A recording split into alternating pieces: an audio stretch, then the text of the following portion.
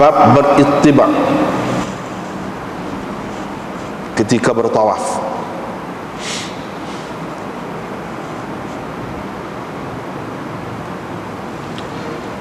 Imam Abu Dawud dengan sanadnya meriwayatkan daripada Ya'la, katanya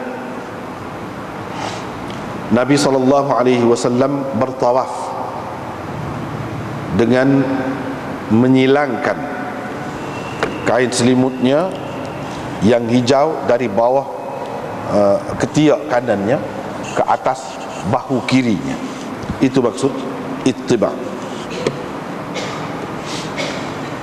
Dengan sanadnya lagi Imam Abu Dawud meriwayatkan daripada Ibnu Abbas bahawa Rasulullah SAW dan sahabat-sahabatnya melakukan umrah daripada Ji'ranah.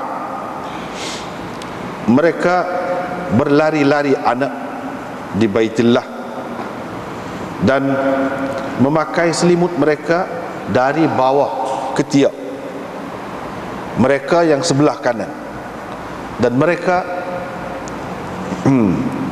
qadhafuha ala awatiqihim al-yusra, mereka letakkannya di atas bahu kiri, meletakkan kain itu di atas bahu kiri. Bab tentang ramal, berlari-lari anak. Dengan sanadnya Imam Abu Dawud meriwayatkan daripada Abi Tufail, katanya saya berkata kepada Ibnu Abbas, kaummu, yakni orang ramai, mendakwa bahawa Rasulullah SAW telah berlari-lari anak di Baitullah dan itu adalah sunnah.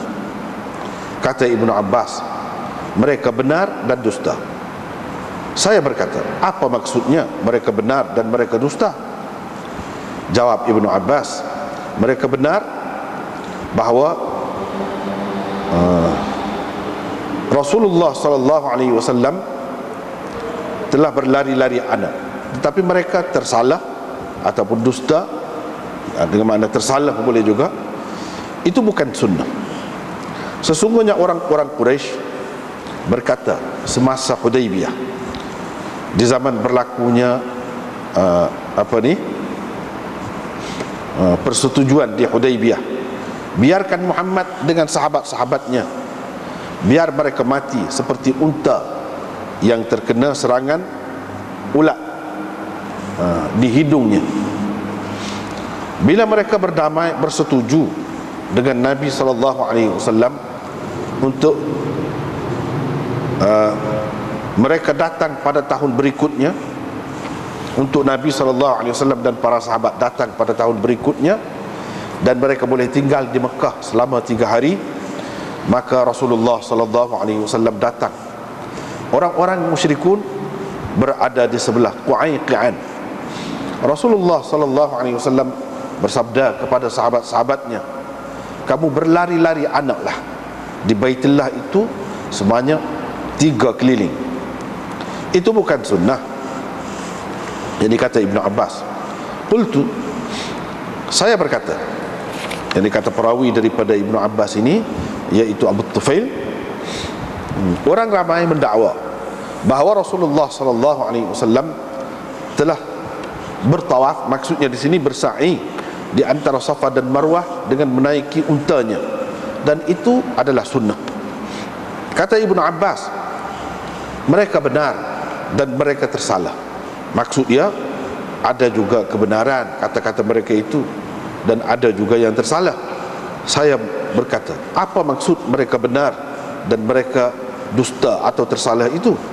Kata Ibnu Abbas, mereka benar, yakni dalam kata-kata mereka bahawa Rasulullah SAW bersa'i di antara Safa dan Marwah dengan menaiki unta, tetapi mereka tersalah.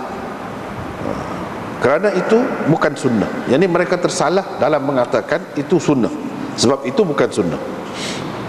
Orang ramai tidak dihalau daripada Rasulullah SAW, dan tidak dijauhkan mereka daripadanya. Kerana itulah Nabi SAW menaiki untanya supaya mereka dapat mendengar ucapannya dan supaya mereka dapat melihat keadaannya, dan tangan-tangan mereka pula tidak sampai kepadanya, ini tidak sampai mengganggunya. Dengan sanadnya Imam Abu Daud meriwayatkan daripada Ibnu Abbas, katanya Rasulullah sallallahu alaihi wasallam tiba di Mekah dalam keadaan mereka, yakni para sahabatnya, telah pun letih kerana demam Yathrib, demam Madinah.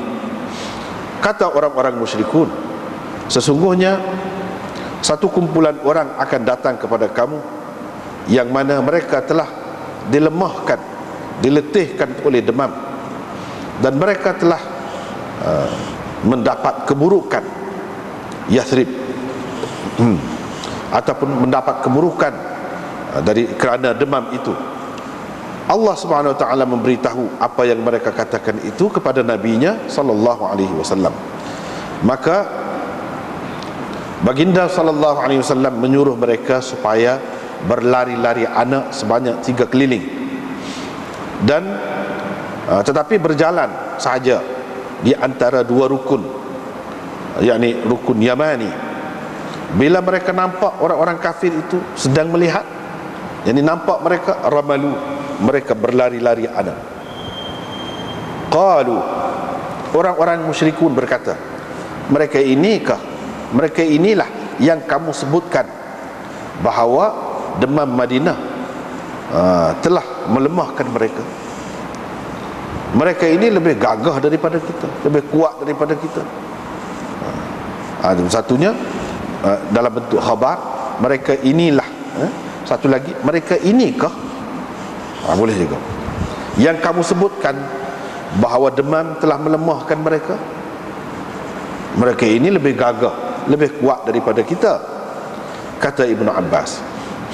Nabi SAW tidak menyuruh mereka berlari-lari anak pada semua keliling, pada setiap kali mengelilingi Kaabah itu, tidak kerana lain melainkan untuk illa al-ibqa' alaihim, melainkan untuk menyimpan tenaga mereka, ataupun melainkan dengan maksud untuk tidak memenatkan mereka, meletihkan mereka. Dengan sanad yang Imam Abu Daud meriwayatkan daripada Zaid bin Aslam, daripada ayahnya, katanya, saya telah mendengar Umar bin Al-Khattab berkata, untuk apa lagi berlari-lari anak itu dan mendedahkan bahu, ketika mana Allah telah menguatkan Islam dan menghilangkan kekufuran dan penganutnya. Walaupun begitu, kita tidak akan meninggalkan sesuatu yang dilakukan oleh Rasulullah sallallahu alaihi wasallam di zamannya. Dengan sanadnya Imam Abu Daud meriwayatkan daripada Aisyah, katanya Rasulullah sallallahu alaihi wasallam bersabda, tawaf di Baitullah dan di antara Safa dan Marwah dan melontar anak-anak batu itu ditetapkan untuk mengingati Allah. Dengan sanadnya Imam Abu Daud meriwayatkan daripada Ibnu Abbas bahawa Nabi SAW berittiba', yakni memakai kain dengan daripada bawah, dengan bawa ke bawah ketiak dan letak di atas bahu kiri. Itu ittiba'. Fastalama, beliau beristilam dan bertakbir, kemudian berlari-lari anak sebanyak 3 keliling. Apabila mereka sampai ke rukun Yamani dan mereka hilang daripada pandangan orang-orang Quraisy, mereka berjalan. Apabila sampai ke rukun Yamani dan mereka tidak hilang dari pandangan orang-orang Quraisy, jadi tidak nampaklah orang Quraisy, tak nampak mereka, masyau. Ketika itu mereka berjalan. Thumma yatlu'una 'alaihim yarmulun. Kemudian bila mereka nampak, mereka berlari pula. Bila orang-orang kafir itu nampak, mereka berlari pula. Yang ini di tempat sebelah mana orang kafir nampak tu, mereka berlari. Taqulu Quraisy, orang-orang Quraisy, yakni orang kafir Quraisy lah, berkata, mereka macam kijab, cergasnya. Qala Ibnu Abbas, Ibnu Abbas berkata, kerana itulah ia menjadi sunnah, ataupun itu adalah sunnah. Dengan sanadnya Imam Abu Daud meriwayatkan daripada Ibnu Abbas bahawa Rasulullah sallallahu alaihi wasallam dan para sahabatnya melakukan umrah daripada Ji'ranah, dan mereka berlari-lari anak di Baitullah sebanyak 3 keliling dan berjalan kaki sebanyak 4 keliling. Dengan sanadnya Imam Abu Daud meriwayatkan daripada Ibnu Umar, meriwayatkan daripada Nafi' bahawa Ibnu Umar berlari-lari anak dari batu Hajarul Aswad itu hingga ke batu, sampai ke batu itu pula. Dan beliau menyebutkan bahawa Rasulullah sallallahu alaihi wasallam melakukan demikian. Bab doa semasa bertawaf. Dengan sanadnya Imam Abu Daud meriwayatkan daripada Abdullah bin As-Sa'ib, katanya saya mendengar Rasulullah sallallahu alaihi wasallam berdoa di antara 2 rukun dengan doa ini, Rabbana atina fid dunya hasanah wa fil akhirati hasanah wa qina adzabannar. Riwayat daripada Ibnu Umar bahawa Rasulullah sallallahu alaihi wasallam apabila bertawaf untuk haji dan umrah, pada ketika mula-mula tiba, baginda akan bersa'i sebanyak 3 keliling dan berjalan sebanyak 4 keliling. Kemudian bersembahyang 2 rakaat. Bab bertawaf selepas asar. Dengan sanadnya Imam Abu Daud meriwayatkan daripada Jubair bin Mut'im, beliau menyampaikan hadis ini kepada Nabi sallallahu alaihi wasallam, yakni mengaitkan hadis ini kepada Nabi sallallahu alaihi wasallam. Kata baginda, jangan kamu melarang sesiapa pun bertawaf di Baitullah ini dan bersembahyang pada bila-bila masa pun yang dikehendakinya, sama ada di waktu malam ataupun siang. Kita tengok semula ittiba' fit tawaf. Ittiba' daripada dhab. Dhab ni lengan di atas ni, lengan. Ini dhab. Sini. Ittiba' daripada perkataan itulah, yang ini menampakkan lengan atas. Ni bahagian dekat bahu ni. Di sini kalau orang buat kerja kan dia jadi orang buat kerja tu dia jadi besar sikitlah. Otot di situ tu jadi besar. Jadi ittiba' mana pakai kain, selimut gini daripada belakang, bawa sebelah alik kanan ni, bawa ke bawah ketiak. Lepas tu letak alik kiri, bahu kiri. Itu yang dikatakan ittiba', dengan maksud supaya nampak bahu, bukan kedua-dua belah sebelah, nampak bahu. Itulah yang dikatakan ittiba'.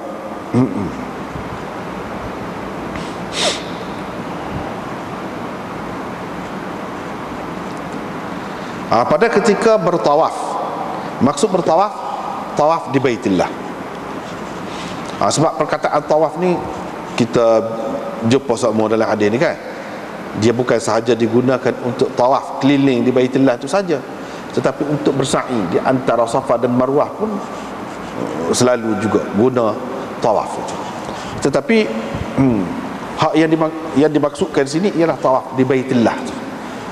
Adapun tentang ketika bersa'i itu ada khilaf. Seperti Syekh Zakaria tulis di bawah ni, nota nombor 3 tu, kalau dalam bersa'i, ketika bersa'i tidak ada ittiba' secara mutlak. Tidak ada ittiba' secara mutlak. Menurut 3 imam besar itu. Berbeza dengan pendapat ulama-ulama Syafi'i, sebagaimana ada dalam Hamish Al-Aujaz.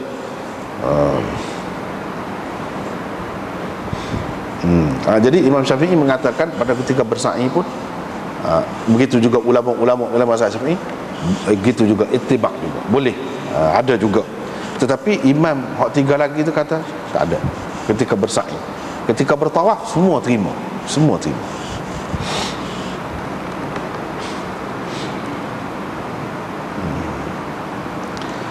Nabi SAW pakai gitu tu beritibak tu dengan burd tu kain selimut yang hijau, warnanya hijau, bukan putih, hijau. Yang ni pakai kain itu tak jadi masalah. Kain lagu mana warna dia, tidak semestinya putih. Kalau hijau ataupun warna lain pun boleh juga, sah juga. Supaya Nabi SAW ni dia pakai di sini yang berwarna hijau. Jadi tujuannya seperti dalam riwayat kemudian dinyatakan tadi, kita sudah terjemah dah, iaitu orang-orang kafir bila Nabi SAW nak pergi pada tahun yang kena, dia tak pergi. Nak pergi buat umrah, tak boleh pergi. Mereka halal sampai kena terpaksa, seperti sebelum pada ni kita sudah bicara dah, kena buka ihram mereka kerana terhalal untuk meneruskan ibadat umrah, balik saja. Lepas tu di situlah, pada tahun itulah, itu maksud zaman al-Hudaybiyah. Pada tahun Hudaybiyah persetujuan dicapai di Hudaybiyah, bahawa orang-orang Islam boleh, jadi orang kafir Quraisy benarkan mereka buat umrah pada tahun berikutnya dengan beberapa syarat lah yang ditentukan oleh mereka. Sebab pada ketika itunya Mekah ni di bawah kuasa orang-orang kafir lagi, dengan beberapa syarat. Antaranya boleh masuk duduk di Mekah selama 3 hari sahaja, sekat 3 hari. Masa yang kedua, masuk tu tak boleh dengan membawa senjata ke apa, tak boleh. Yang dibenarkan hanya pedang bersarung sahaja, pedang bersarung sahaja. Lepas tu mereka duduk kata, sebab Nabi SAW dengan sahabat dia ni muhajirin lah terutamanya, pergi ke tempat baru dan cuaca di sana teruk, paling teruk di Madinah pada ketika itunya. Siapa-siapa pergi macam-macam lah kena penyakitnya, macam-macam kena penyakitnya, terutama demam, wabak di sana tu memang kuat. Jadi boleh dikatakan demam sajalah puak-puak ni sakit. Lepas pada tu Nabi SAW doa kan, maka tak ada adalah wabak yang seperti itu di Madinah. Jadi puak-puak orang kafir ni pakat duduk, sukalah buat nganyi dengan di belakang. Boleh tengok lah sekali ni, kata dia. Tengok puak-puak letih kena demam, kena sakit, kena wabak di Madinah, kita boleh tengok lah sekali ni. Itu dalam hadis tadi yang kita, salah satunya yang kita sudah terjemah tadi, Allah SWT bagi tahu kepada Nabi, maka Nabi SAW pun suruh sahabat-sahabat dia ramal, melakukan ramal. Ini bab ramalnya selepas ni. Ramal itu maksudnya berlari-lari anak, tidak kata hunggar dia benar, kocok-kocok supaya orang jogging gitulah, supaya orang jogging slow sikit daripada tu ataupun setara tu, dalam keadaan berlari-lari anak dan menampakkan bahu. Apa tujuan menampakkan bahu? Bila nampak bahu ni orang gagah, sebab otot dia besar, kuat. Tidak kata jadi lemak, kuru gitu, tidak. Itu tujuannya, nak suruh mereka tu nampak hebat. Lepas tu lari ni tidak letih. Kalau berjalan makna letih. Dengan maksud tu lah. Dengan sebab itu kita baca tadi, bila dia puak-puak ni dia berada di sebelah rukun Syami yang menghala ke arah Syam, alik itulah duduknya bukit Qainuqa, Qu'ayqi'an itu, Qu'ayqi'an itu, bukit tu duduk alik sana. Jadi duduk itas itulah. Puak-puak sahabat ni berlari situ. Apabila dia sampai ke rukun Yamani, lindung dah daripada penglihatan mereka. Nabi SAW suruh jalan saja situ. Ini dengan maksud nak tunjuk kepada mereka, nak tunjuk kepada mereka itu bahawa orang Islam tidak lemah, tidak letih. Lepas tu bila dia mari ikut ni pula, kira-kira dia mau tu nampak, dia suruh berlari pula. Berlari pun setara tu je, tidak kata lari kuat benar, setara tu. Begitulah keadaannya sebanyak 3 keliling ramal itu. Lepas tu berjalan, tak apalah berjalan lepas pada tu. Inilah yang disebutkan di dalam hadis ini. Apa yang buat gitu, yang ini nak menunjukkan kekuatan. Hadis ini mengajarkan kepada kita bahawa orang Islam tak boleh tunjuk lemah. Walaupun dia letih, tak boleh tunjuk letih. Tak boleh tunjuk uzur. Kena tunjuk kekuatan. Jadi nak nyoh tak apa situ. Nyoh lah kita kata. Tak apa dengan musuh. Sebab apa? Kalau dia tengok kita lemah, dia tahu kita lemah, apa untung? Kau suka dia, kau senang hati dia. Jangan bagi dia senang hati. Dengan apa cara sekalipun, jangan nampak kita lemah. Dari segi tubuh badannya, zahirnya, dari segi harta bendanya, dari segi apa sekalipun, jangan tunjuk lemah. Sebab banyak juga orang kafir ni, dia sebab dia pandangan dia zahir saja, kan dia boleh terpengaruh dengan hak zahir itu. Dan itulah yang dilakukan oleh Nabi Sulaiman. Nabi Sulaiman dalam Quran akan disebutkan, istana dia tu lebih hebat lagi daripada istana Balqis. Padahal Balqis tu habis dah, hebat lah. Jadi sehingga dia buat tu mengelirukan seorang raja yang mewah pun keliru. Dia kamatkan lantai dia tu air, berolok-olok air. Dia sel akak wa kasyafat an saqaiha. Itu dalam Quran sebut. Sehingga dia selok kain. Terpedaya, tertipu dengan keadaan. Jadi tak apa lagu ni. Keadaan lagu ni tak apa. Walaupun kita kata tempat ibadat, belah-belah duduk buat ibadat, jadi kita tunjukkan kehebatan. Misalnya kita kata kita buat masjid hebat, comel, tak apa. Baru nampak hebat. Kalau sesak tak boleh buat setara tu. Mesti kaya, mesti senang pokok dia.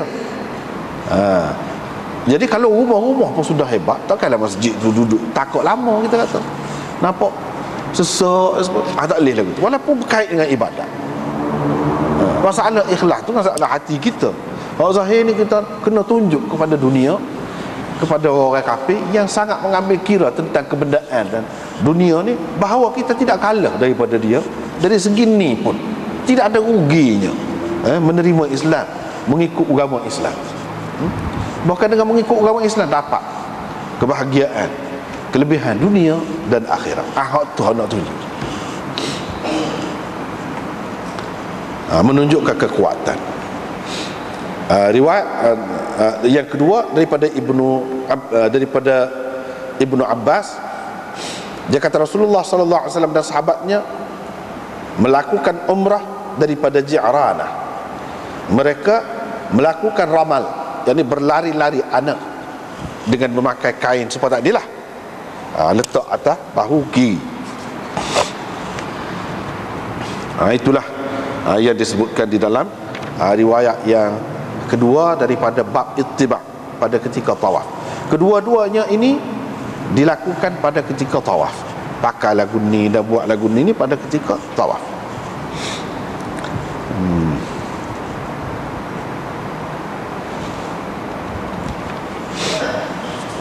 Tetapi dalam riwayat ni dia kata tiga kali. Tak ada lagi sini tidak. Tak ada lagi. Hak seterusnya akan datang ada sebut. 3 kali mereka keliling Kaabah tu dengan ramal, dengan berlari-lari anak. 4 kali mereka tu berjalan kaki saja. Ini peristiwa ni berlaku bila? Pada tahun yang ke-7. Orang panggil Umratul Qadiyah ataupun Umratul Qada. Tetapi dalam haji wada', seperti mana hadis hak kemudian, kita dapati Ibnu Umar berlari daripada batu ke batu. Maksudnya dia start daripada Hajarul Aswad tu, lari sampai ke batu tu pula. Yang ni berlari tu 7 keliling berlari tu. Dan berlari tu walaupun berlari-lari anak juga, tidaklah lari derah, tapi 7 keliling lari. Dan pada ketika itu tidak ada maksud nak menunjukkan kepada siapa-siapa, sebab orang kafir tak ada dah. Daripada situlah diketahui bahawa ramal ini memang sunnah Nabi sallallahu alaihi wasallam. Dan hak Ibnu Abbas kata bukan sunnah, itu pendapat dia di suatu ketika. Lepas tu dia pun tarik balik pendapat dia, seperti mana hadis yang kita baca tadi. Kita tengok pula bab ramal. Ramal di sini dengan makna berlari-lari anak. Ada juga orang panggil ramal, ilmu ramal, ramalan. Bahasa Melayu tu ambil daripada ramal ni lah. Ilmu ramal. Ramal itu maksudnya ramalan lah. Bahasa Melayu tu ambil daripada hak ni juga. Dia ada satu macam ilmu ramal juga tu. Ramal juga ataupun ramlun makna pasir. Di sini dengan makna berlari-lari anak. Abu Tufail berkata, dia kata saya kata kepada Ibnu Abbas, orang-orang duduk kata Rasulullah sallallahu alaihi wasallam ramal di Baitullah, yang ini berlari-lari anak di Baitullah, dan itu adalah sunnah. Ibnu Abbas kata betul pun ialah juga, tak betul pun ialah juga. Ada betul, ada hak tak betul.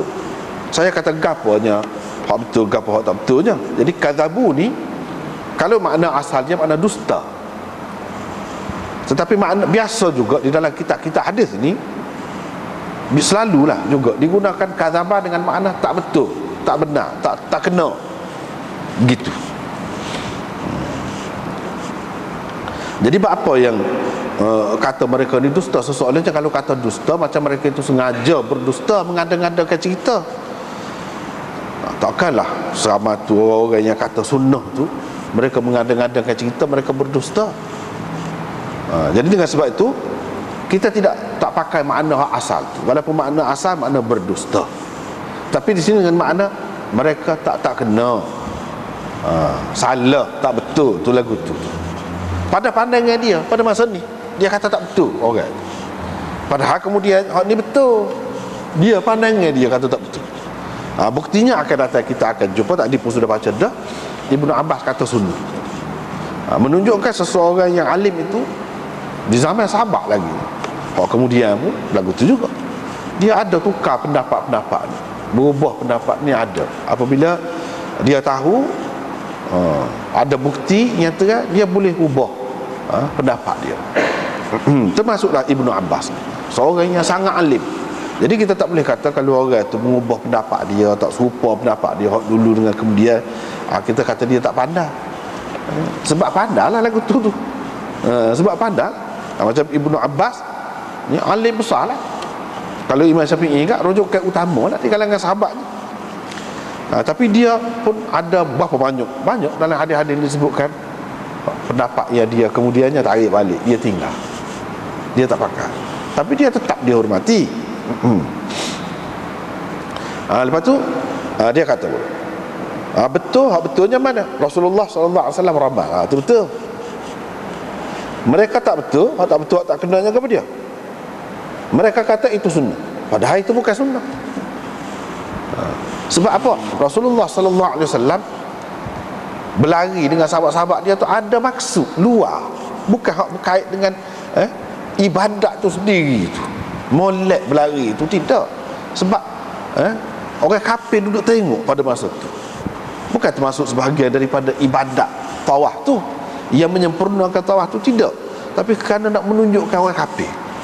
Dia pun kayaklah orang Quraisy kata pada masa Hudaibiyah, biarlah Muhammad dengan puak-puak dia tu mati, biar dia hunggar, biar mati sekali ni. Pasal apa? Puak-puak dia letih dah, pergi duduk Madinah sakit.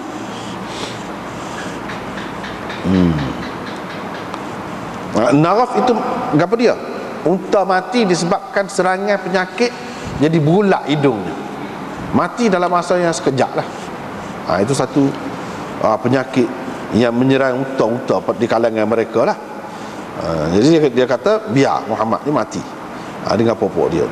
Dan bila mereka bersetuju untuk membenarkan Rasulullah dan sahabat-sahabat mari pada tahun berikutnya, dan benar 3 hari Nabi SAW marilah. Pok-pok musyrikun tu duduk di sebelah Qu'ayqi'an. Qu'ayqi'an tu nama bukit. Bukit tu duduk alik Syam lah. Jadi kira-kiranya mereka nampak di sebelah ada Hatim ataupun Hijir tu. Bahagian tu mereka nampak. Dia duduk jauh lah, dia tidak duduk dekat. Ini benar ke pok-pok ni mari ni? Nabi SAW kata, kamu ramallah, berlari-lari anaklah di Baitullah ni sebanyak 3 keliling. Ibnu Abbas kata itu bukan sunnah, sebab ada sebab dia. Daripada sinilah ulama-ulama faham kalau Nabi SAW melakukan sesuatu kerana sebab-sebab semasa, itu bukan sunnah yang berkekalan, dia mesti diikut. Ibnu Abbas faham gitulah. Sebab ni ada sebab. Bila sebab tu tak ada, untuk apa lagi kita buatnya? Hak itulah juga yang kita tengok dalam hadis Sayyidina Umar tadi yang kita sudah baca dah. Sayyidina Umar kata gitu. Tapi oleh kerana ni hak Nabi buat, kita teruskan. Supaya juga hak Nabi berehat lepas pada sembahyang sunat subuh ke apa tu, mereka anggap sebab dia nak kembalikan kesegaran dia, kecergasan dia, kekuatan dia, tenaga dia. Sebab itu dia bukan sebagai suatu sunnah. Supaya juga ni Ibnu Abbas faham gitu. Tetapi ialah kalau sekadar hak ni saja, masalahnya dalam haji wada' tu Nabi SAW pun ramal juga, suruh sahabat-sahabat ramal juga. Padahal pada ketika tu tak ada dah orang kafir duduk tengok ke apa, tak ada sebab. Ini menunjukkan bahawa ini adalah sunnah. Ini adalah sunnah. Bukan kita kata kerana sesuatu. Tak ada dah sebab tu. Sebab itulah kebanyakan ulama terima ini tetap sunnah. Sebab apa? Haji wada' tahun yang ke-10 tu dia buat lagu tu juga. Padahal Mekah tu sudah jatuh ke tangan orang-orang Islam dah. Tak ada dah orang kafir duduk itar ke apa duduk tengok, tak ada dah. Islam lagi, dia masih lagi duduk buat begitu. Ini menunjukkan bahawa ia memang sunnah. Jadi hak Ibnu Abbas kata tidak sunnah, itu pada pendapat dia pada ketika tu. Pendapat dia. Lepas tu kata Abu Tufail, orang ramai duduk dakwa, duduk kata Rasulullah sallallahu alaihi wasallam tawafa baina as-Safa wal Marwah. Dia sebut, dia guna perkataan tawafa juga. Tawaf lah. Tetapi di sini kita terjemah dengan makna bersa'i. Sebab pergi mari di antara Safa dan Marwah tu bukan tawaf, sa'i. Tawaf ni keliling, ini tidak keliling, pergi mari, bersa'i. Tapi dalam hadis dia guna perkataan tawaf juga untuk sa'i di atas untanya, dan itu sunnah. Ibnu Abbas kata ada betul, ada tak betul. Saya pun kata ke dia, gapa dia hak betul, gapa dia hak tak betulnya. Dia tu dia kata hak betulnya Nabi SAW bersa'i di antara Safa dan Marwah naik unta tu. Hak tu betul. Tapi mereka tak betul dari segi mereka katakan ini sunnah, padahal tidak sunnah kata. Yang ni kerana ada sebab luaran lah, sebab lain. Bukan ia berkait dengan ibadat sa'i itu sendiri yang menyempurnakan sa'i itu dah. Dia pun rayak lah sebab. Seperti tadi dia rayak sebab keliling Kaabah tu. Hak ni dia rayak pula apa yang naik unta tu. Sebabnya orang tidak dihalau, tidak ditolak daripada mendekati Nabi SAW. Tidak kata hak mana pergi dekat pakat tolak, jangan bang, tidak lagu tu. Jadi bila mari ramai dekat, tak dapatlah Nabi. Boleh jadi Nabi SAW terganggu dengan sebab nak setuh lah, nak jamuh lah, macam-macam lah muka saya sangat kan. Dia macam-macam lah nak buat. Dengan sebab itu dia naik unta. Supaya apa? Supaya orang dapat dengar dia kata gapo-gapo, dan dapat tengok nampak gapo dia buat lagu mana, nampak. Dan tangan mereka tidak sampai kepadanya. Tidak sampai itu maksudnya sehingga terganggu Nabi SAW. Sebab main ramah hak ni holah lama-lama dia jadi tepuh derah jugalah. Boleh jadi rebah kalau lagu tu. Boleh jadi rebah, dan boleh jadi Nabi SAW itu cedera kau gapo kau, boleh jadi berlaku. Dengan sebab itu dia duduk di atas unta. Itu sebabnya. Jadi kalau tak ada sebab tu nak naik unta buat gapo dia nya. Naik unta buat gapo?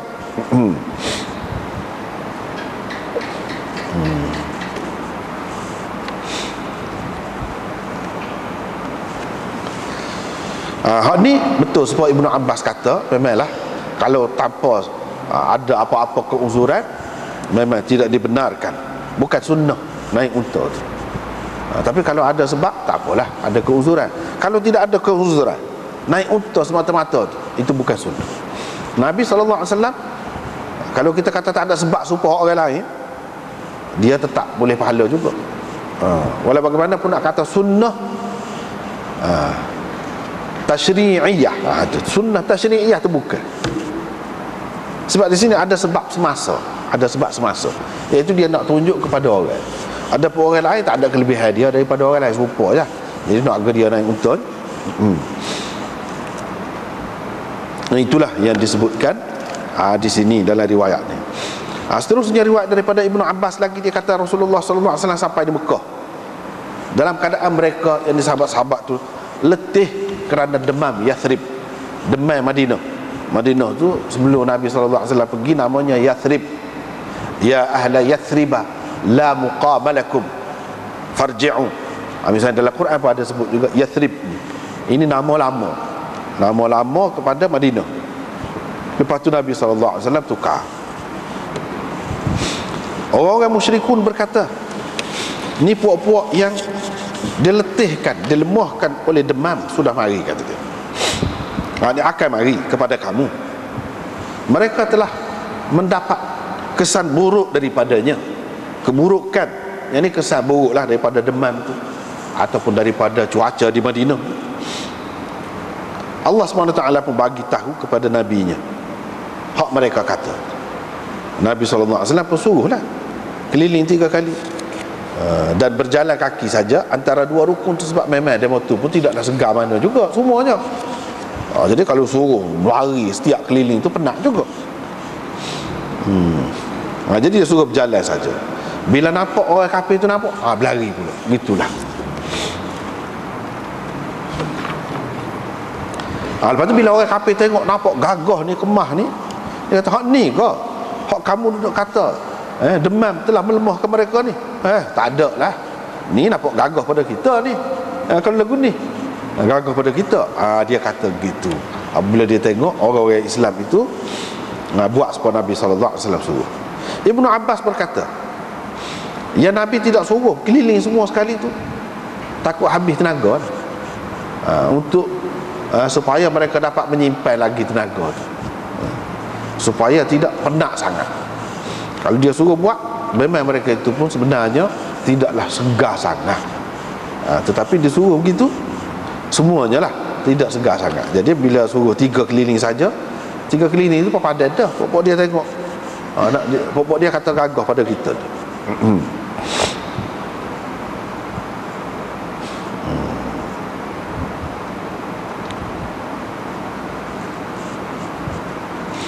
Jadi kita tengok tadi Ibnu Abbas kata tidak sunnah. Lepas tu kita tengok pula apa kata Sayyidina Umar. Dia kata fi marramalan. Untuk apa ramal ni? Ar-ramalanu, bukan ar-ramalani. Kalau ada juga ulama yang mengatakan ar-ramalani, tetapi itu tidak berapa kuat. Yang kuatnya ar-ramalanu.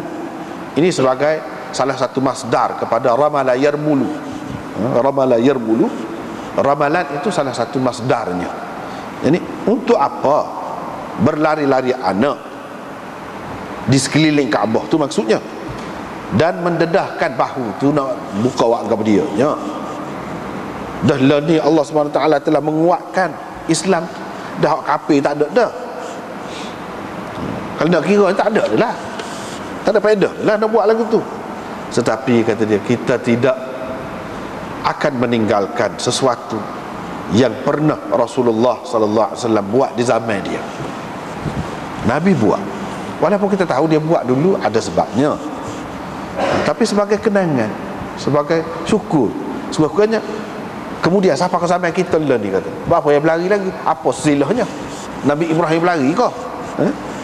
Misalnya kita kata, padahal dulu ada sebab. Kita royak sekurang-kurangnya kita tahu sejarah tu. Jadi ingatlah betapa Nabi SAW dengan sahabat-sahabat dia ni dalam menghadapi orang kafir macam-macam ikhtiar, usahanya nak tudung tak sewi nampak kurang kita tu. Sebab apa? Kalau dia nampak kurang kita kan jadi alasan lah pada dia untuk tak saya masuk Islam, untuk kata Islam ni tak molek, macam-macam. Dengan sebab tu sekurang-kurangnya kita tahu kita ni sebagai syukur. Kemudian hak zaman Nabi ada sebab tu, sebab semasa dia.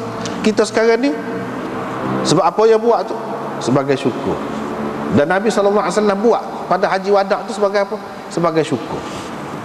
Ramal, tanda kita selamat, tanda kita sihat sejahtera. Tapi kalau hak tak boleh buat lagu tu, berjalan pun boleh. Sah, bukan kata tak sah. Hak mana boleh lah, hak mana boleh. Untuk menunjukkan kekuatan Islam. Di mana Islam setara hak dulu ketika tidak berkuasa, ketika orang kafir duduk menguasai Mekah, ketika mereka ditimpa macam-macam penyakit di Madinah tu, ketika tu pun kuat. Ni apabila Islam mereka, apabila Mekah tu jatuh ke tangan orang-orang Islam, dan apabila Madinah pun sudah tidak jadi tempat wabak lagi, memang kuat betul lah orang Islam.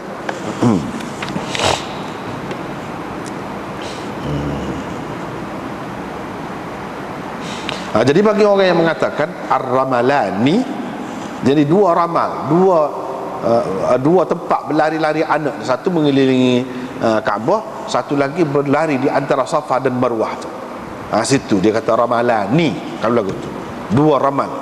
Tetapi yang lebih betul dan kebanyakan ulama terimanya ar-ramalanu, jadi sebagai masdar, bukan sebagai musanna ataupun isim tasniyah dah. Lepas pada tu dia riwayat daripada Aisyah, kata dia Rasulullah sallallahu alaihi wasallam bersabda, sebabnya tawaf di Baitullah disuruh kita bertawaf dan kita bersa'i di antara Safa dan Marwah, melontar anak batu tu apa? Sebabnya ialah untuk mengingati Allah. Jadi apa yang kata gitu? Apa yang kata gitu? Sebab kalau nak kira dari segi zahir dia tidak nampak semacam ibadat. Kalau ibadat ni duduk senyak, tenang, kita kata sebuah mayat tu, kita kata tak ada boleh buat benda-benda pergerakan yang banyak, boleh bercakap, tak boleh. Seperti dalam semaya tu, tu nampak nak sabarlah, aqimis salata li dhikri, nak suruh ingat aku dalam keadaan lagu tu lah nak ingatnya. Ni dalam keadaan berlari ataupun berkeliling, berjalan begitu banyak hunggar, pekong anak batu, zahirnya tidak nampak seperti ibadat. Tidak nampak ini berupa ingat kepada Allah. Sebab orang ingat-ingat ni lagu lain cara dia nya. Tapi dia nak cerita di sini, walaupun zahirnya nampak tidak seperti ibadat zahirnya, walaupun nampak tidak macam ingat, pada hakikatnya untuk ingat kepada Allah tu sebenarnya buat benda tu. Untuk ingat kepada Allah juga. Itulah maksud utama. Jangan kita ingat bila berlari-lari lagu tu tak ingat. Tak ingat kepada Allah. Kena ada hak tu. Jangan lupa hak tu. Bahawa ini kerana mengikut perintah Allah, kerana ingat kepada Allah lah. Yang buat semua ni, segala benda-benda yang penuh dengan rumus, orang kata penuh dengan isyarat-isyarat dan simbolik itu, kerana ingat kepada Allah lah. Sebab syaitan apa yang mengganggu kita, melupakan kita kepada Allah, wa ma ansanihu illa syaitan. Tak ada lain dah yang menyebabkan aku terlupa ni melainkan syaitan. Syaitan lah yang menyebabkan kita terlupa, kau gapo lalai gapo. Jadi kita lontar, baling anak batu. Untuk apa? Untuk ingat kepada Allah. Inilah yang menyebabkan kita jadi terlupa tu. Jadi pada hakikatnya untuk apa? Untuk ingat kepada Allah lah juga. Supaya tidak terlupa kepada Allah lah yang buat benda tu. Di sebalik pekong anak batu, kita kata macam budak-budak main pekong tu dah. Tapi tidak. Jadi di sebalik tu ialah supaya kita ingat kepada Allah. Jadi Allah royak musuh kita ialah syaitan. Syaitan lah yang menyebabkan kita jadi lalai gitu gini. Jadi dia pun ajar kita caranya lagu mana nak menunjukkan kebencian, kemarahan kita kepada syaitan itu. Lagu tu ada tempatnya. Bukan semua tempat. Duk balik pekong anak batu kena jenela-jenela terpecah. Kena orang. Jadi ada tempat dia. Di situ tempat kita nak cuah perasaan. Bukan di situ maksudnya. Mana-mana pun syaitan tu ada. Pada hakikatnya kita baling anak batu, kita tak boleh terima seruan dia tu. Itu maksudnya di sebalik pekong anak batu gapo tu. Begitu juga di sebalik keliling Kaabah gapo tu. Itu semua nak ingat kepada Allah, ingat akan kebesaran dia. Jadi bila dia suruh bertawaf, dia suruh buat di situ, kita buat sebagai tanda membesarkan, mengagungkan dia. Jadi semua duduk keliling-keliling ni, hakikat keliling-keliling tak berhenti bergerak ni, musim ni, segala bintang-bintang dan planet-planet duduk musim. Hakikatnya kita kena ingat berputar di sekeliling kebesaran Allah Subhanahu Wa Taala. Semuanya mengikut perintah dan kehendak Allah Subhanahu Wa Taala berlaku bergerak ni. Bergerak ni. Pada hakikatnya musim berlaku. Jadi musim itu musim di sekitar kamu, kebesaran Allah. Jadi untuk menyatakan hak tu, simbolik kepada hak tu, adalah Kaabah tu. Ditentukanlah Kaabah tu sebagai tempat untuk kita menyatakan perasaan kita tu, kesedaran kita bahawa dialah yang maha agung, dialah yang layak dikelilingi, dialah yang layak dikelilingi. Sesoalahnya gapo dia paksi dia tu, dia tak boleh lari daripada Allah Subhanahu Wa Taala. Hak lain-lain keliling dia belak, ikut dia belak, ikut dia naklah musim lagi ni, musim lagi tu, tak boleh nak lari dengan kehendak dia. Itu semuanya.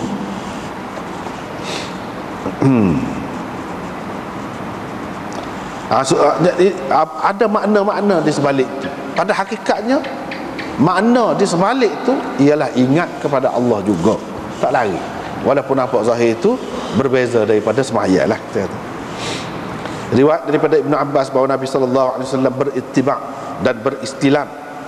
Baginda bertakbir bila dia beristilam, bila dia sentuh Allahu Akbar, dia kata bila dia sentuh bucu tu, Kaabah tu, ataupun dia isyaratkan istilam lah, dia akan sebut Allahu Akbar. Gitu bila-bila. Ada ketika dia doa, ada ketika dia bertakbir, macam-macam lah. Ini peristiwa bila ni? 3 keliling. Bila sampai ke rukun Yamani dan mereka hilang dari pandangan orang-orang Quraisy, mereka berjalan. Ini pada tahun yang ke-7 lah ni, cerita pada tahun yang ke-7 lah. Tadi lah ni. Jadi bila orang Quraisy tengok, nampak hungar ni, gagah ni, kata dia, macam kijat. Kan kijat tu jenis galak kan, lopak semacam. Kijat, jenis binatang jenis galak lah, hungar. Hungar derah. Waktu musim kuat kan. Jadi sebab itu dia kata mereka ni macam kijat, kuat ni, gagah, segar megan. Ibnu Abbas kata fakanat sunnatan, maka ia menjadi sunnah. Sini Ibnu Abbas pendapat dia yang kemudian, dia pun mengakui juga ni serupa dengan orang-orang lain. Di peringkat permulaan dia kata tidak sunnah. Ni dia kata fakanat sunnatan, maka ia menjadi sunnah. Ia menjadi sunnah. Jadi boleh jadi dia mula-mula dia tidak jelas, dia faham gitu. Lepas tu orang lain cerita, dah kalau lah betul-betul kerana semata-mata nak menunjukkan kepada orang kafir, bapa pada Haji Wadak tu dia buat lagu tu juga tu, bapa. Boleh jadi dia mikir pula, betul halik demo, betul halik demo. Jadi macam dia tarik balik lah ni. Padahal sebelum pada tu, seperti kita baca tadi, dia kata bukan sunnah. Ini dia kata sunnah.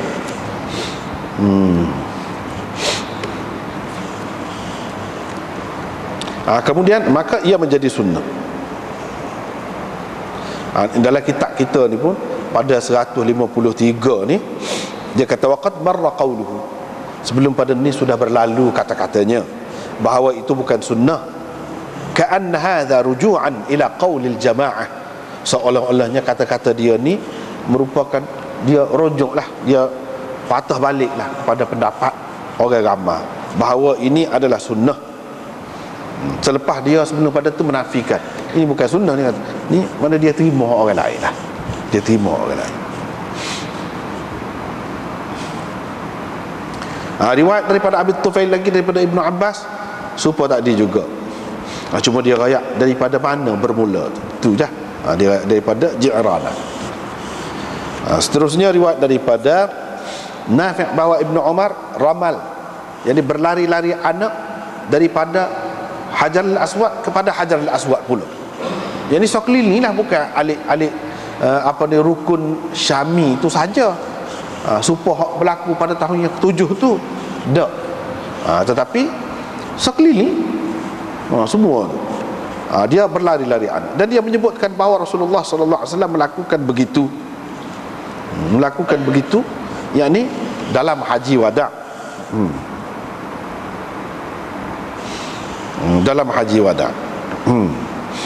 Sebab itulah dalam Muslim, dalam riwayat Muslim, hadis Jabir, kalau bab haji-haji ni, hadis Jabir tak boleh lawan. Semua mengatakan hadis Jabir itu perlu dijadikan asas. Jadi gapo dalam hadis Jabir ada. Dia kata ra'aitu Rasulullah sallallahu alaihi wasallam ramala min al-hajar al-aswad hatta intaha ilaihi thalathata atwaf. Nabi sallallahu alaihi wasallam keliling daripada Hajar al-Aswad hingga ke situ pula. 3 keliling. Mana keliling semua bahagia kamu. Ini tidak bercanggah dengan hak Ibnu Abbas dulu. Ibnu Abbas dulu apa namanya, hak dia kelilingnya bahagian itu saja, bahagian yang menghadap ke arah Syam tu. Bahagian hak dia berlarinya. Bahagian sebelah ni alik rukun Yamani ni tidak berlari.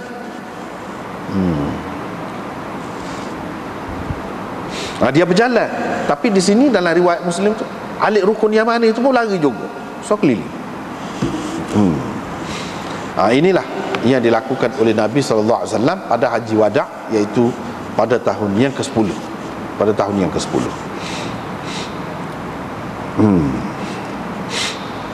Sebab itulah Sayyidina Umar pun kata tadi, sebab Nabi SAW buat, kalau nak kira ni dia berkait dengan peristiwa semasa, tapi apa yang Nabi SAW buat pula setelah tak ada sebab tu? Kira-kiranya ada sebab lain lah. Jangan kita kira sebab tu saja, ada sebab lain. Misalnya sebagai syukur, untuk menyatakan kekuatan Islam. Dan Ibnu Abbas pun tidak ikut pendapat dia hak dulu dah. Di sini dia ikut pendapat hak ramai-ramai.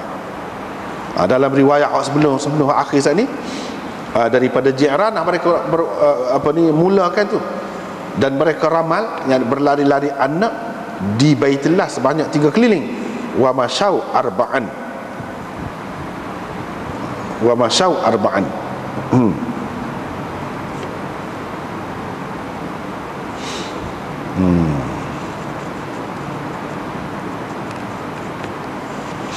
Hal ni pun menunjukkan Ibnu Abbas merujuk dah. Tinggal ada pendapat dia hak dulu. Tinggal ada pendapat dia hak dulu. Padahal hak ni umrah Ji'ranah ni, orang panggil umrah Ji'ranah. Pada tahun yang ke-7, pada tahun yang ke-8 Nabi SAW ada pergi buat umrah. Pada tahun yang ke-9. Jadi hak ni dicerita sebelum pada tu. Hak dia Nafi ni hak dulu, pada tahun yang ke-7. Dan memang dia pendapat dia begitu, Ibnu Abbas ni. Bila orang royak pada dia, barulah dia tahu bahawa benda ni bukan dalam Haji Wada' baru berlaku ramal ini. Sebelum pada tu lagi, ketika umrah Ji'ranah pun sudah ada dah ramal ini. Padahal pada ketika tu tidak ada maksud nak tunjuk pada orang kafir gapo, tak ada. Itu dia nak ayat sini ya. Bermakna Ibnu Abbas sendiri ni meriwayatkan. Ini juga salah satu bukti bahawa dia tidak pegang dengan pendapat dia hak lama dah. Dia tidak pegang dengan pendapat dia hak lama.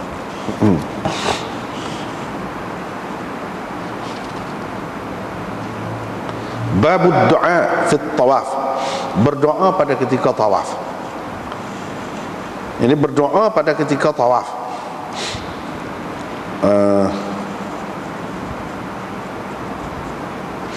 Adalah sesuatu yang digalakkan lah. Bukan sekadar boleh, bahkan molek lah kalau berdoa tu. Jadi di sini dalam riwayat yang pertama ni disebutkan Nabi SAW berdoa antara dua rukun. Antara dua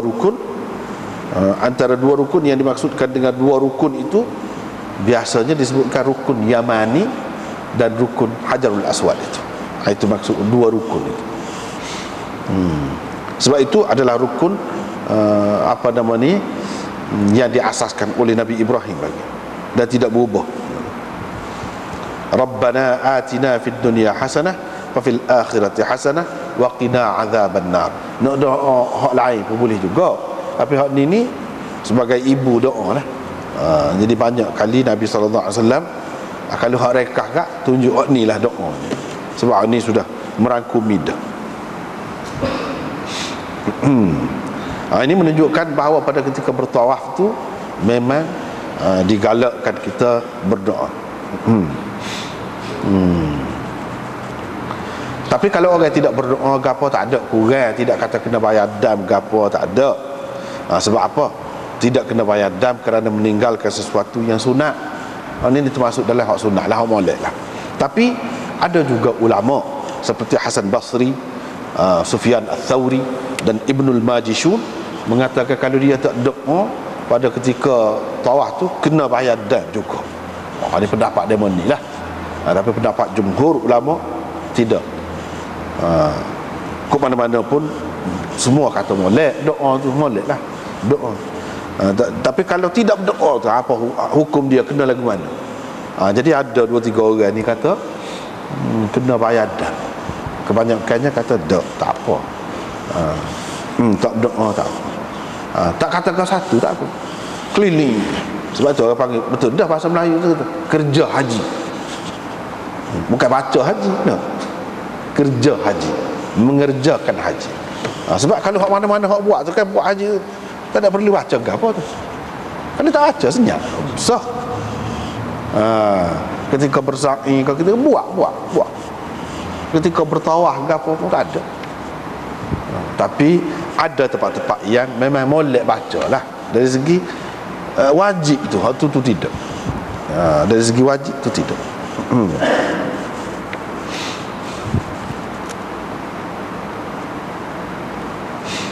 Riwayat yang kedua, riwayat daripada Musa bin Uqbah, daripada Nafi', daripada Ibn Umar.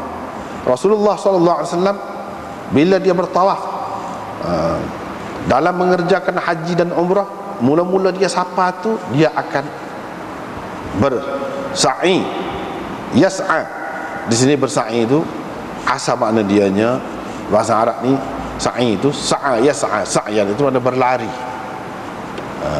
Berlari 3 keliling dan berjalan 4 keliling. Kemudian dia bersembahyang 2 rakaat. Dia bersembahyang 2 rakaat. Pada zahirnya kalau kita perhati hadis ni tak ada nampak sesuai. Tak ada nampak sesuai dengan tajuk ni. Sebab tajuk ni doa pada ketika bertawaf. Mana ada sebut sini dalam hadis yang kedua ni, hadis Ibn Umar ni, doa pada ketika tawafnya ada. Dia rakyat berlari 3 kali, 3 keliling. Jalan kaki, jalan biasa ni 4 kali. Lepas tu dia sembahyang 2 rakaat. Mana ada doa? Sebab tak dia jelas. Dia sebut ketika sini dia baca Rabbana atina gapo. Hak yang kedua ni tak ada. Tapi apa yang Imam Abu Dawud mari sini? Mana kesesuaiannya tu? Kenapa tidak sesuai hadis ni dengan tajuk? Kau salah kau mana? Dia benda-benda lagu ni dalam Bukhari banyak benar lah, tepat dia, medan dia lah. Tapi kalau dalam Abu Daud ni pun ada juga jajaran macam ni. Sebab dia gini, ada orang yang mengatakan doa-doa ni pada ketika duduk tawaf tu saja. Itu maksud doa. Dan dalam bentuk orang panggil doa lah. Tapi ada juga yang mengatakan tidak semesti doa dalam bentuk hak zahirnya orang panggil doa. Tak mesti lagu tu. Misalnya bila selesai bertawaf tu pergi sembahyang. Dalam sembahyang tu ada doa. Doa juga tu orang panggil. Dan sembahyang tu orang panggil sembahyang apa? Sembahyang sunat tawaf. Ataupun setengah-setengah ulama kata wajib. Wajib sembahyang tu. Apa ni? Bermakna dia masih ada kaitan lagi dengan tawaf. Jadi pada hakikatnya serupa juga berdoa pada ketika tawaf juga dia kira di sini. Jadi ada hak faham gitu. Ada hak faham gitu. Jadi tidak semestinya doa ketika bertawaf ni betul-betul ketika duduk tawaf tu. Kalau selepas pada tu orang panggil tidak berdoa ketika tawaf dah. Tak. Bahkan selepas tu kalau dia sembahyang saja, tentu dalam sembahyang tu ada doa. Doa dah tu berapa banyak doa. Rabbighfirli warhamni wahdini itu doa lah tu. Misalnya kita kata baca hak tu lah juganya. Jadi doa dalam sembahyang tu pun dikira oleh kerana ada kaitan dengan tawaf tu lagi, dia kira doa pada ketika tawaf juga. Dan doa pada ketika tawaf tu supaya bukan makna doa Nabi doa tu angkat tangan bila-bila keliling dah. Dia baca gitu. Supaya juga dalam sembahyang. Dalam sembahyang tu mana angkat tangan? Bahkan Nabi larang angkat tangan. Tapi pada tempat-tempat yang angkat tangan ada juga. Boleh lah hak tu. Hak tidak angkat tangan, dia larang. Sebab ada sahabat dan mungkin Nabi SAW kata di akhir sembahyang tu doa lah. Dia angkat tangan doa. Boleh. Nabi marah, tak boleh dia angkat tangan kat situ. Doa tidak semestinya angkat tangan. Tidak semestinya angkat tangan. Macam sini. Kalau kita kata semaya ni lagilah. Semaya sunat tawaf ni tak ada angkat-angkat tangan nak kita. Kalau kita kata semaya subuh tak ada lah juga khilafnya kita kata. Tapi kalau semaya sunat tawaf ni tak ada. Dah dalam ni ada doa. Doa pun tidak semestinya angkat tangan. Sebab tu kita kata antara dua sujud tidak doa Rabbighfirli. Doa mana angkat tangan? Jadi kalau di hujung semaya pun begitu juga. Ketika tawaf pun begitu juga. Tak ada orang kata sunnah bila-bila tawaf angkat tangan, tak ada. Tetapi adakah tidak jadi doa dengan sebab tidak angkat tangan? Ada. Kandungan dia tu, isi dia tu, orang kira dia doa ke tidak. Gapo dia? Kita nak kata tasbih ke, nak kata takbir ke, nak kata tahlil ke, nak kata apa nama ni, doa ke, tengok kepada kandungan dia tu, isi dia tu, benda tu. Kalau ada subhanallah kau gapo tasbih. Kalau ada alhamdulillah kau duduk tengah kau, duduk di awal kau, tak carut, orang panggil ada tahmid. Kalau ada takbir macam tadi, orang panggil takbir.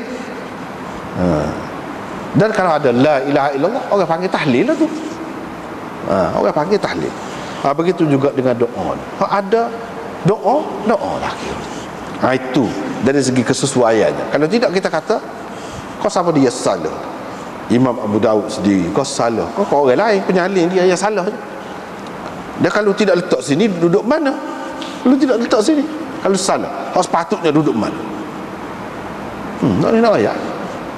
Kecuali dengan cara lagu tadi. Kadang-kadang ada di dalam Sunan Abi Daud ni lagu tu. Kalau dalam Bukhari tu tak banyak benar dah, tak kira dah tu. Dalam Abu Daud ni ada kadang-kadang. Antara contohnya ni, kalau nak kira dari segi zahirnya tidak sesuai. Sebab itu dia kata dalam kitab kita ni nombor 155, wa hadzal hadis la munasabata lahu bil bab. Tak ada kesesuaian hadis ni dengan tajuk ni. Illa an yuqal, kecuali kalau kita kata inna rak'atain ba'da at-tawaf min wajibat at-tawaf. 2 rakaat selepas tawaf ni termasuk dalam wajib tawaf. Hak berkait dengan tawaf juga yang wajib. Fad-du'a'u fihi du'a'un fi at-tawaf. Berdoa pada ketika dalam sembahyang tu bermakna doa pada ketika tawaf juga lah. Pasal ada kaitan dengan tawaf tu. Begitu. Dia pun kata lagu tu. Bab tawaf ba'da al-'asri. Bab tawaf selepas asar. Boleh ke tidak? Boleh ke tidak? Sebab banyak dalam hadis melarang sembahyang dia, melarang sembahyang selepas asar. Sembahyang sunat dilarang, selepas subuh dilarang juga.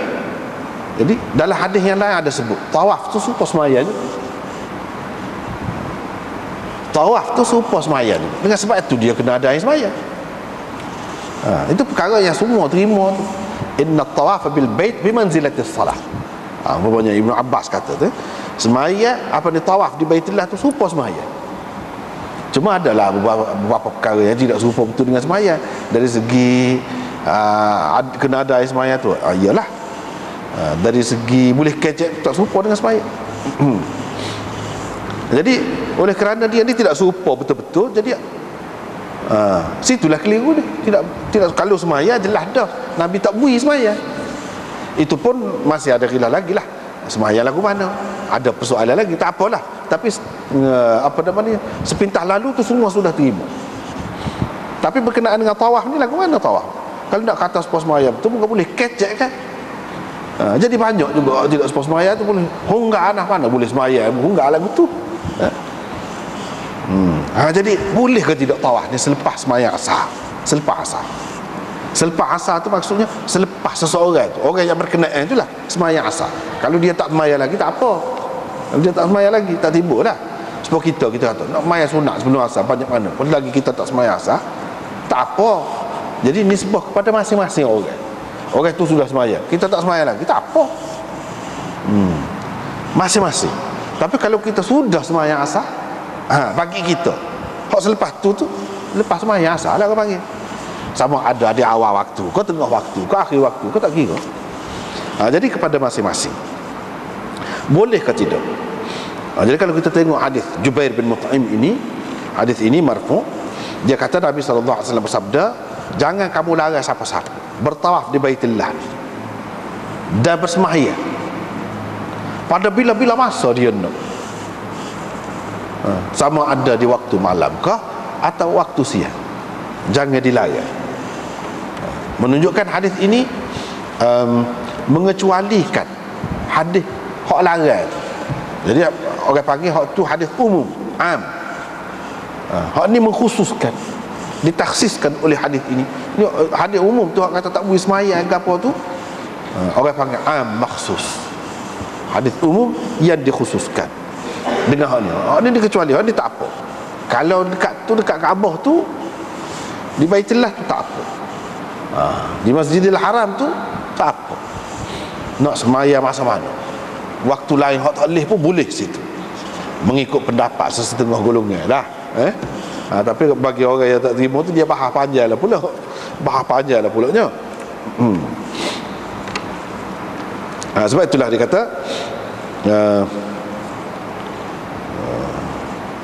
man tafa falyusalli hina tafa. Itu antara hadisnya.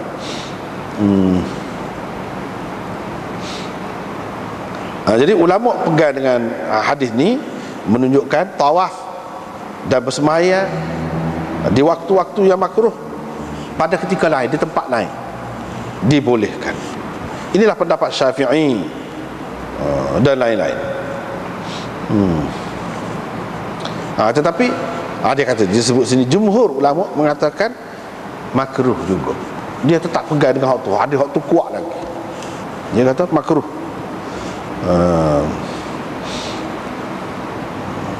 Lepas tu dia bahaslah dari segi hadis ni, setara mana maklul ke apa semua tu, ada perbahasan lah. Walau bagaimanapun ini termasuk dalam masalah khilaf.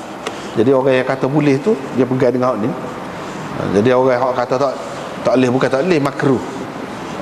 Makruh. Dia pegang dengan hadis hak larangan tu. Cuma larangan tu di sini tidaklah seberat mana. Kalau tempat lain haram, sini tu jadi makruh. Makruh. Kalau nak senang, pakai hak Syafi'i tu kak, bolehlah bila-bila masa. Bila-bila masa, lepas subuh ke, lepas asar ke, tak ada jadi halangan. Boleh nak sembahyang. Tawaf pun bila masa siapa, tidak kata tunggu nanti lepas Maghrib kau baru boleh. Dah ikut masa mana-mana. Jadi tak ada halangan. Supaya apa? Supaya berbezalah daripada masjid-masjid yang lain. Kalau dari segi pahala pun Nabi SAW sudah rayak dah pahalanya lebih daripada tempat lain. Jadi banyak perkara jugalah yang berbeza daripada tempat lain. Itulah maksudnya. Jadi tawaf selepas asar, termasuk juga selepas subuh. Sebab ada dalam hadis ni, dia kata, ya bani Abdul Muttalib wa ya bani Abdi Manaf, la tamna'u ahadan yatufu bil bait yusalli fa innahu la salata ba'da al-fajr hatta tatlu'a asy-syams wa la ba'da al-maghrib hatta taghruba asy-syams illa 'inda hadzal bait yatufun wa yusallun. Jadi ini hadis Ibn Abbas juga. Nabi SAW kata, jangan larang siapa-siapa bertawaf di Baitullah untuk bersembahyang. Jangan larang. Sembahyang tidak boleh selepas fajar sehingga terbit matahari. Tidak boleh juga selepas selepas wala ba'dal maghrib hatta taghrub asy-syams, sehingga jatuh matahari. Mana selepas asar ni, wala ba'dal asr ni sebenarnya silap ni, wala bukan ba'dal maghrib, wala ba'dal asr sepatutnya. Kalau dalam kitab ni, dalam syarah, hatta taghrub asy-syams, al-asr sepatutnya sehingga jatuh matahari, kecuali dekat Baitullah ni. Kerana di sini mereka boleh bertawaf dan boleh bersembahyang bila-bila masa. Tapi Hafiz Ibn Hajar mengatakan dalam At-Talkhisul Habir, dia kata wahwa ma'lul, hadis ini berilat, ada cacatnya. Dan begitulah. Jadi bagi orang yang tak terima, dia kata ada cacat lah. Bagi orang yang terima, dia kata kecacatannya seumpama itu kalau ya pun diterima, tak apa lagi. Tidaklah sampai mendhaifkannya. Tidaklah sampai mendhaifkannya. Itulah perbezaan pendapat berhubung dengan masalah ni. Lepas tu kita pergi kepada tajuk baru pula, iaitu tawaf al-qarin. Ni kita sambung seterusnya lah minggu depan insya-Allah. Wallahu a'lam. Wa akhiru da'wana.